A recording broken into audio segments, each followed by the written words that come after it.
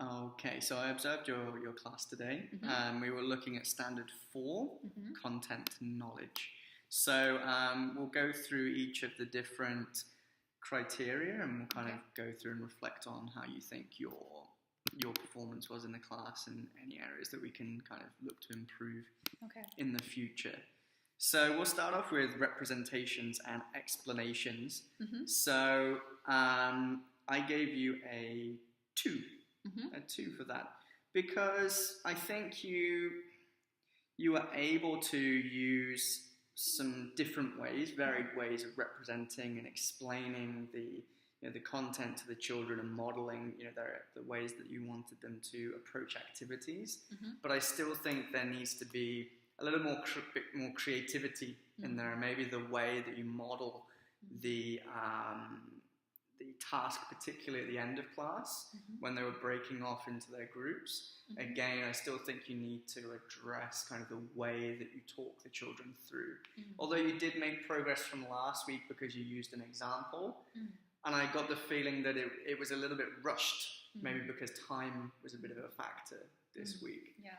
But there are some really good points that I liked. The fact that you stopped the video when you were going through the video about non-living and living organisms, and you kind of referred to what was on the screen. That was really good, of reinforcing and representing, the different ways that living and non-living entities are different. And that was very clear to see.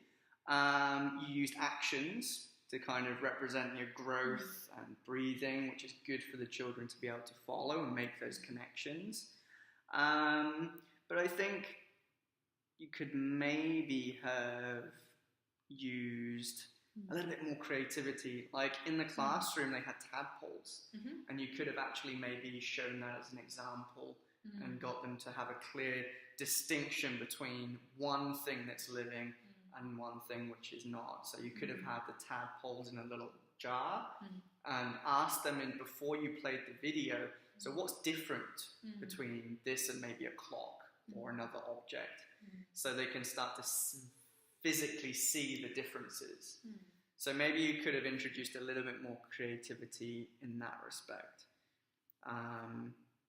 But overall, you made good progress from last week, because you did use an example when the children were going to break off. I think you asked Alexander to go and be your partner.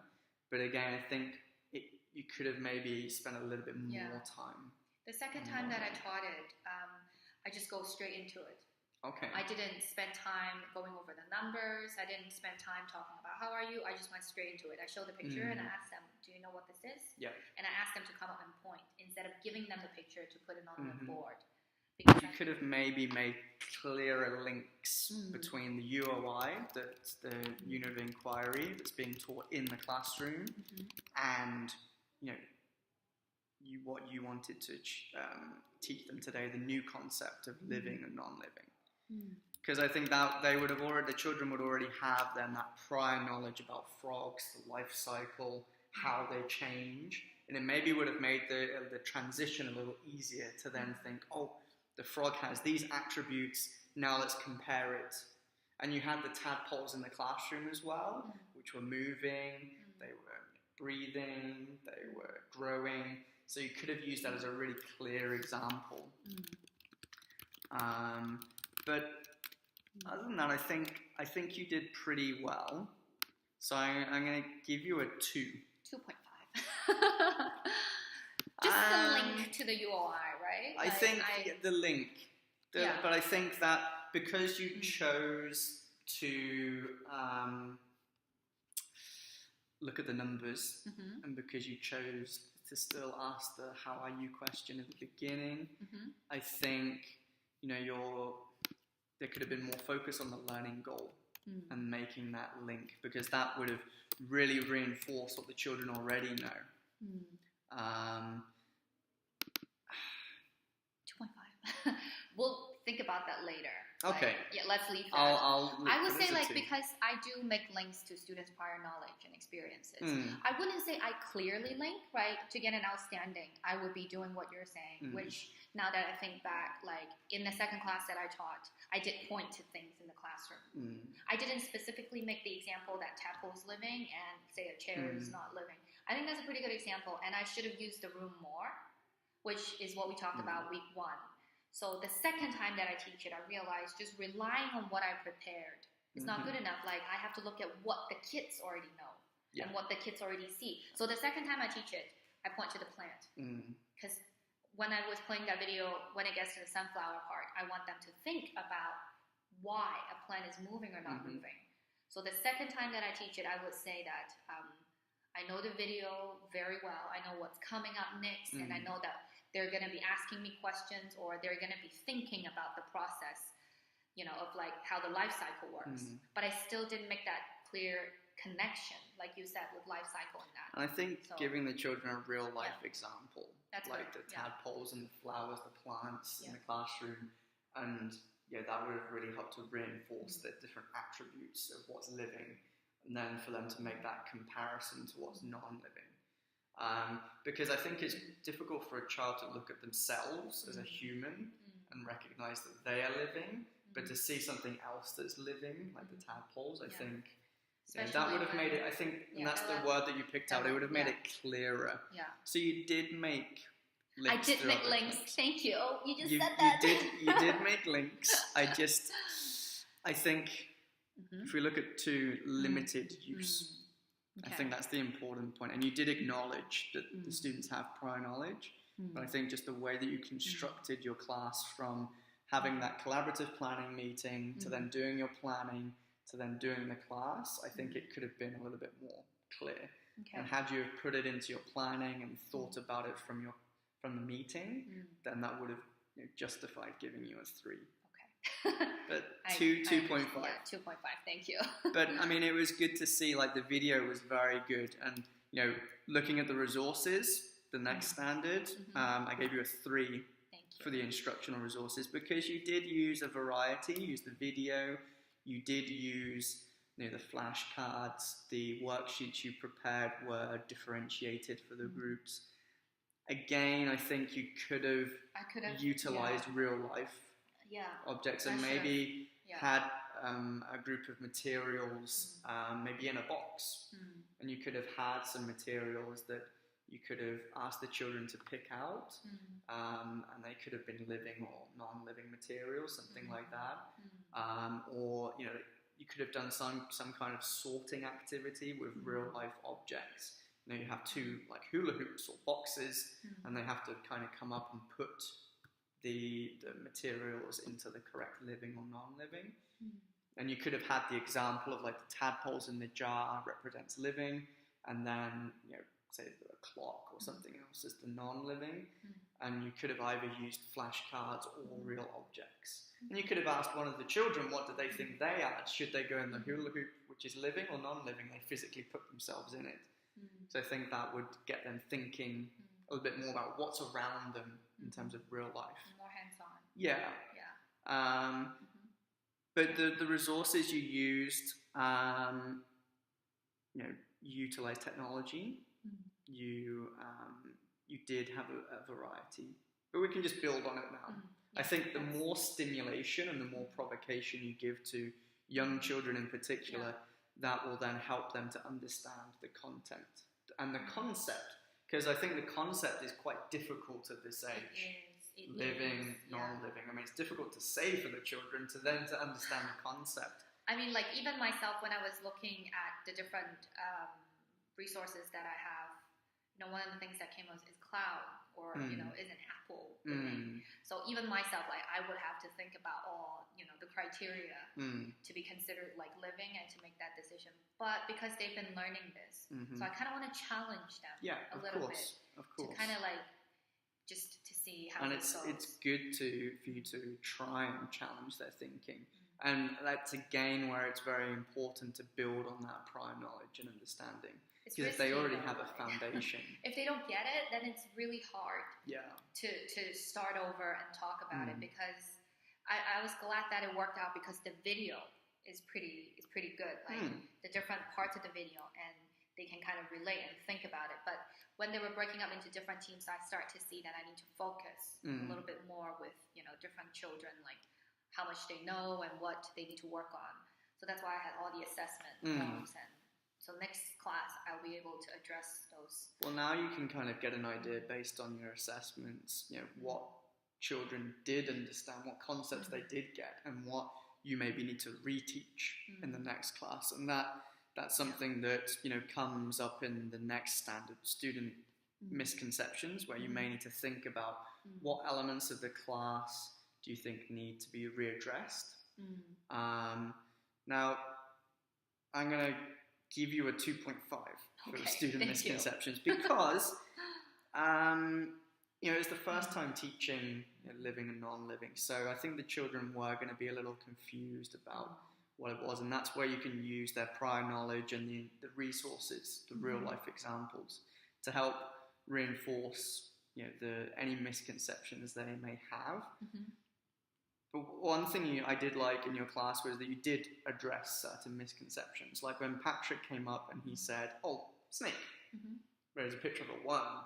Now, you didn't just correct him, you actually then addressed it as a class, and you kind of pointed out that the first letter is different, making that connection between the picture and the word, worm. Now, I thought that was really good because that helped to reinforce that there is a difference. Patrick's misconception of what the illustration was trying to show, was you were able to explain it clearly in a well-constructed way by using the word as an example and using the letter sound, which the children should have an awareness of that sound. So I think that was really good, and these are the kind of things that you should be kind of looking to do more, have different examples of maybe real-life objects. Okay, let's do the next 2 points. So technology, 3 for technology, because you used a variety of technology. So this is actually the thing. I saw. So they have 3 choices, and I usually say the sentence, so then they know what they're looking for. Say if they choose this and it's not the right answer, I would try to guide them and ask them, now you have 3 things. Is this moving?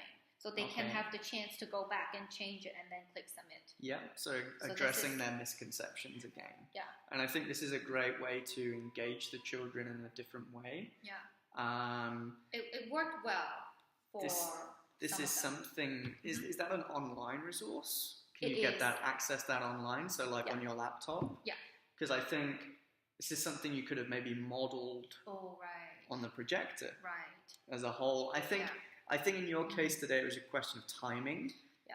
It was a question of time, but in future you could model it on the big screen. And then the children who are in your group, they would then know from seeing what's on the big screen that they already know the expectation, rather than, oh, iPad, this is new, let's click it. Maybe they can just have that opportunity, and as a class as well, just so the children are aware what other children are doing. I think it's okay to be, when you break off into your groups, to kind of explain in your groups. But I think doing it as a class, I think gives the other children an opportunity to just reinforce their listening skills. Do they understand? But I think you utilised enough technology. You used the video, your laptop projector, your iPad. The resources you chose were age appropriate. They were very clear. So I think technology, you did well. To finish the task. And then maybe next part we can do Osmo, because then they're used to using technology and they know that technology helps them to help. Gradually. Instead of like having Osmo and like having all the tiles there, and they get like very excited and play with it. So I kind of want to start with an app where it's like one step, like you click, you see the result. 2, multi-step, which is like you see it, you try it, you can see the result, and try to think and reflect on it. So that's why I didn't use Osmo. I think that's where it would be, especially with technology, where there are steps, there are clear steps. I think that's where you're going to have to, the way that you explain how to use the technology and the way that you model it is going to be very important. And I think, again, that has to be done as a class. Just so that even in the future, maybe in this class, some children will be using the technology, but in the future, other groups of children may be using it. So the more opportunity you give for every child in the class to see how to use that technology might help them in the future. So I think modeling as a class, even if the children aren't participating, is still going to benefit them in the future to see, how do we treat the iPad? Yeah, that's a very good point. And again, I'm pretty sure today it was down to timing. You didn't have enough time. It is timing. I have to work on timing. It's just something that I have to work on, and But I think you're getting there. At least you understand that that's something you need to improve, and you've reflected on it. I'll do it next week. You'll see. Okay, so we'll finish up with academic language. Okay. So I gave you a 3. Yay! Why do you think I gave you a 3? Because I did better than a 2. Okay. Well, looking at the standard, what? Okay, so it did say I missed. If I were to get a 2, I would be introducing it, but not consistently using it, or missing opportunities to address it and then practice with it. But to get a 3, it would mean I am giving them opportunities to practice and using it instead of just showing it and not addressing it and leave it there. Yeah. So you use the academic language that IB promotes. So inquirers, thinkers, communicator, principled, self-management. And what I liked is that you got the children to think. How are they being principled? They may not actually be able to use the word principled or communicator, but at least they were thinking about what that word represents to them. Like Bruce said, good. Yeah, he said which good. Is really good. He recognizes that it's a positive attribute. Yeah. It's something positive. I'm really glad he said good. Some of the other children, I think Helen, she contributed, sitting nicely, listening. They were able to actually use the language without using it. Indirectly, they were using it because they understand the meaning behind it, which means that you've obviously, up to this point, scaffolded understanding. And you've been able to... And they were responsive, and I was so happy. I was like, guys, you know it. Because towards the end, Alexander actually came up to me, and he said, give me a stamp. Then I asked him why. Then he said, I'm principled. So I give him a stamp. There you go. He knows what I'm looking for. I showed him the star.